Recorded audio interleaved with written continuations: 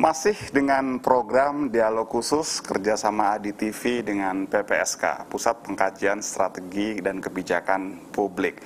Dengan topik hari ini kita membahas tentang mempertanyakan keadilan dari Omnibus Law. Dan tadi juga sudah dibahas ya, sesi ini kita akan masuk ke bagian paling penting sebetulnya yang terkait dengan substansi. Substansi apa sebetulnya yang paling dipermasalahkan oleh masyarakat ini. Nah, sebelum kita membahas itu, tim dan kerabat kerja yang bertugas telah mempersiapkan video pendek mungkin ya, hasil wawancara singkat ya, tim dengan masyarakat. Mari kita saksikan bersama.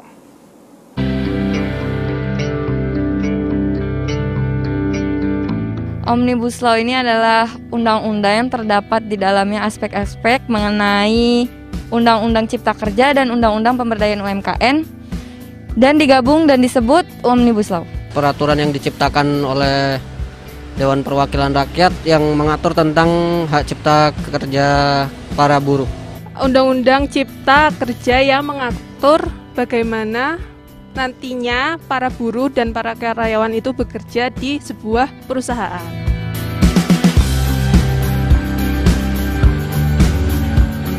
Walaupun saya sekarang menjadi mahasiswa, tapi kan kemudian saya akan lulus dan menjadi masyarakat biasa.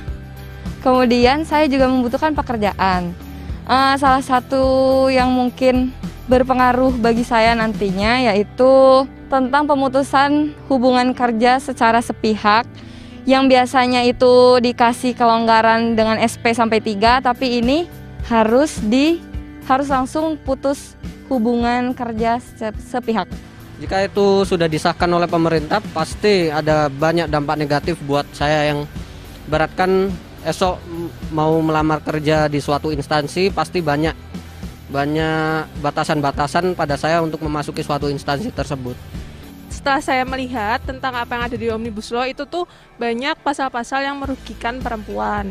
Kemungkinan akan susah bagi masyarakat untuk bisa bekerja di kemudian hari.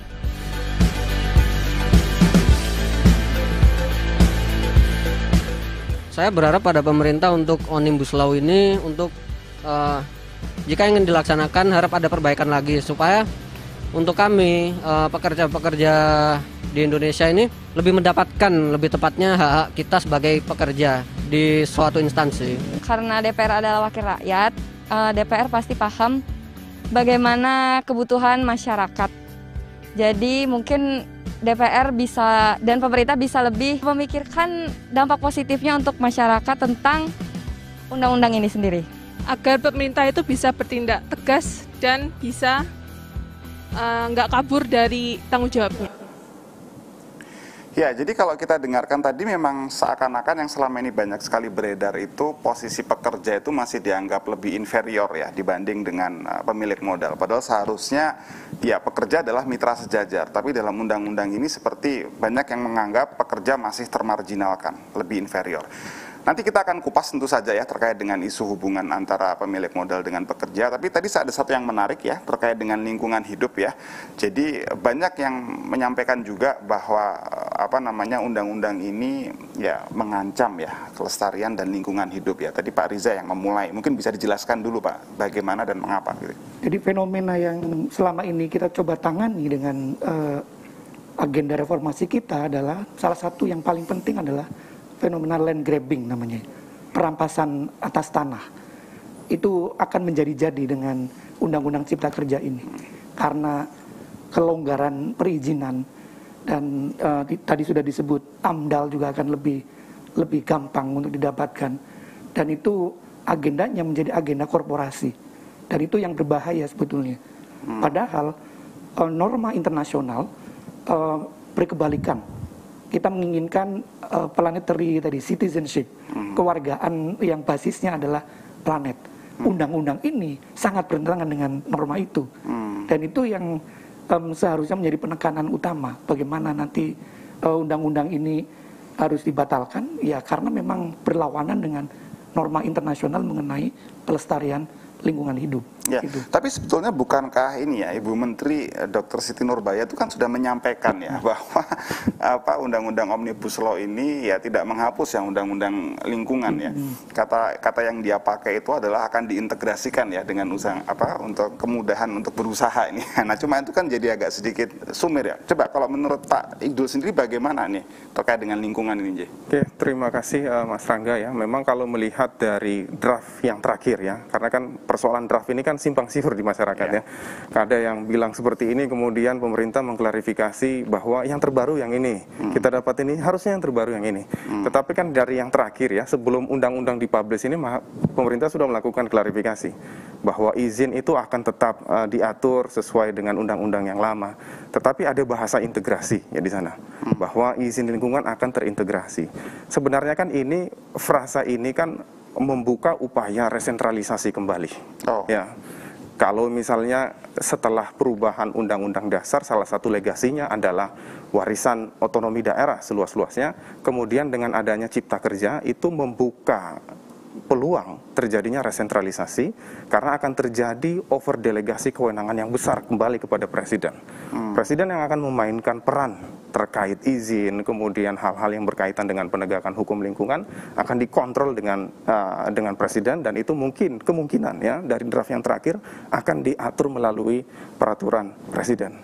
Saya kira ini kan satu kemunduran ya, ketika dulu semangat kita adalah pada saat transisi itu menghidupkan hegemoni kuasa lokal di daerah. Kemudian setelah 20 tahun setelahnya, kita mau tarik kembali secara perlahan-lahan. That's why itu yang menjadi alasan kenapa sebagian kepala-kepala daerah itu menentang terhadap RUU Cipta Kerja. Karena kan sebenarnya ini sederhana. Konflik antara kekuasaan pemerintah pusat dan juga pemerintah daerah. Daerah itu enggan untuk berbagi kewenangan. Karena begini, di dalam sistem hukum kita sebenarnya banyak putusan-putusan MK terkait lingkungan misalnya ya. Kemudian perlindungan masyarakat hukum adat memberikan kewajiban itu kepada daerah berdasarkan putusan MK. Itu MK sendiri yang bilang. Tetapi di Cipta Kerja itu dibalik.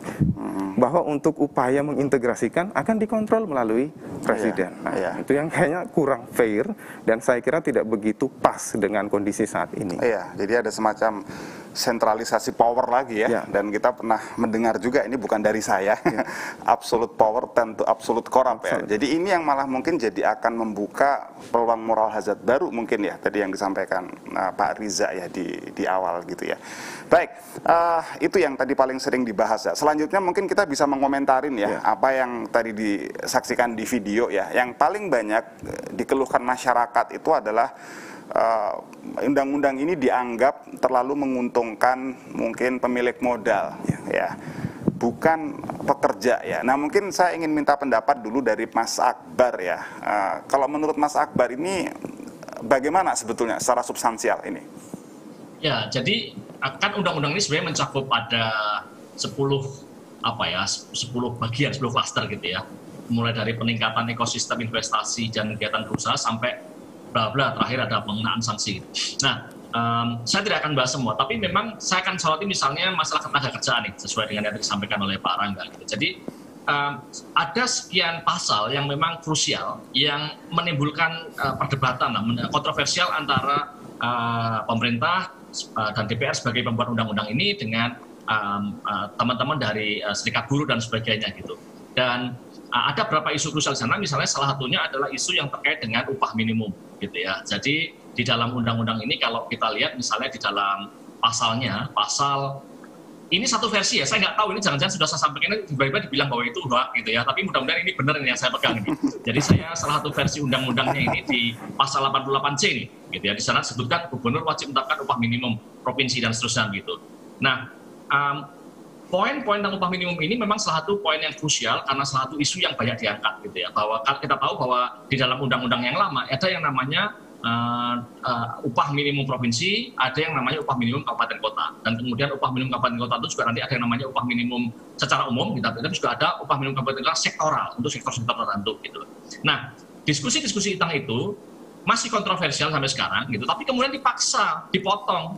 Jadi potong, pokoknya sekarang segera diputuskan, bahkan dengan sekarang keadaan yang ada ini. Dan menurut saya itulah yang kemudian jadi masalah gitu. Jadi dari sisi substansi ini ada sekian diskusi yang seharusnya itu dilanjutkan, sampai kemudian selesai tuntas pemahamannya sama, baru kemudian kita putuskan nih sebagai sebuah undang-undang. Sayangnya menurut saya itu yang dipaksakan gitu, dan kemudian justru menciptakan suasana yang seperti sekarang gitu, yang saya kira justru bisa berdampak negatif bagi upaya untuk tadi apa yang disebutkan dalam undang-undang ini, katanya ingin mendorong investasi, ingin mendorong pertumbuhan ekonomi. Kalau yang terjadi seperti sekarang malah menurut saya malah justru kontraproduktif. Jadi sebenarnya sayang sekali bahwa kemudian dipaksakan gitu. Poin-poin itu memang tidak hitam putih ya. Poin-poin undang-undang ini terutama kalau dia dari sisi pasal-pasal ketenagakerjaan, pasal-pasal itu nggak hitam putih dalam artian bahwa dia sepenuhnya true or sepenuhnya false gitu. Di situ tetapi bahwa di sana ada kontroversial, ada perbedaan pendapat, dan perbedaan pendapat itu harusnya diakomodir, gitu, didiskusikan dengan cara yang lebih bagus, gitu, sehingga kemudian sampai ada kesepakatan yang lebih baik, gitu.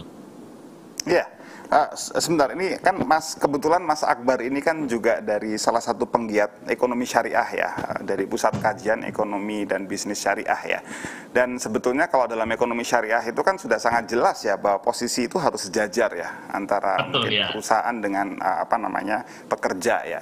Nah, kalau menurut Mas Akbar itu bagaimana sebetulnya hubungan yang ideal ya antara pemilik modal dan pekerja ini? Ya, hubungannya saya kira secara prinsip gitu, hubungannya harus sejajar gitu ya, bahwa baik pengusaha maupun tenaga kerja itu sama-sama merupakan manusia ya, dua-duanya manusia yang sejajar, kemudian mereka bermitra tidak boleh dipandang salah satu pihak lebih tinggi daripada yang lain begitu, dan seterusnya gitu ya, dan bahwa kemudian kesepakatan di antara mereka itu menjadi sangat penting, tidak boleh satu pihak memaksakan kepada yang lain dan seterusnya. Dan karena itu tadi seperti saya katakan menjadi sangat penting untuk membangun dialog ya, membangun dialog yang tepat gitu, sehingga nggak muncul persepsi yang berbeda-beda seperti sekarang gini gitu. Jadi kalau saya lihat pasalnya nih, pasal 88C tentang upah minimum itu misalnya, upah minimum masih ada, tetapi dan kemudian kalau saya lihat beberapa brosur yang mengatakan bahwa yang mengatakan upah minimum dihapus itu hoax. Sebenarnya ya persoalannya itu bukan mengatakan bahwa upah minimum dihapus sama sekali, tetapi yang dikhawatirkan adalah upah minimum yang diatur dalam bentuk upah minimum sektoral kabupaten kota itu hilang. Jadi dialognya itu nggak nyambung. Satu mengatakan bahwa upah minimum masih ada, ya memang masih ada, tapi pada level provinsi. Nah sementara di satu pihak mengatakan bahwa yang hilang itu adalah upah minimum sektoral kabupaten kota misalnya. Nah dialog itu nggak terjadi. Dialog itu putus dan kemudian yang bermainlah bahasa-bahasa kekuasaan gitu ya, bahasa-bahasa kekuasaan, bahasa-bahasa yang lain, itu yang menurut saya sangat disayangkan gitu. Iya, dan saya juga coba baca, ini kan diskusi kita lebih banyak di upah minimum ya, tapi upah maksimum itu malah nggak diatur. Padahal sekarang yang banyak terjadi itu kan ada ketimpangan yang sangat besar sekali. Ada gaji direksi, ada gaji komisaris yang digaji sampai di atas 500 juta, di atas 1 miliar. Itu tidak diatur. Sementara di perusahaan yang sama masih ada karyawan yang bekerja dengan gaji UMR. Ketimpangan ini yang seharusnya menjadi hal yang lebih krusial untuk dibahas, tapi lupanya ini yang mungkin terlupakan ya dari undang-undang ini ya. Baik. Semangat itu sepertinya memang tidak terlalu muncul dalam undang-undang ini gitu ya. Jadi semangatnya lebih pada mengatur garis bawah gitu. Dan itu pun juga tadi nggak lengkap gitu. Oke. Baik Mas. Nah ini seru sekali ya. Aduh, saya sebetulnya masih pengen lanjut lagi nih. Cuma sayangnya kita terbentur waktu nih. Jadi kita harus break dulu ya dengan Pariwara. Nanti kita akan lanjutkan lagi terkait dengan permasalahan substansial dari Omnibus Law. Jangan kemana-mana.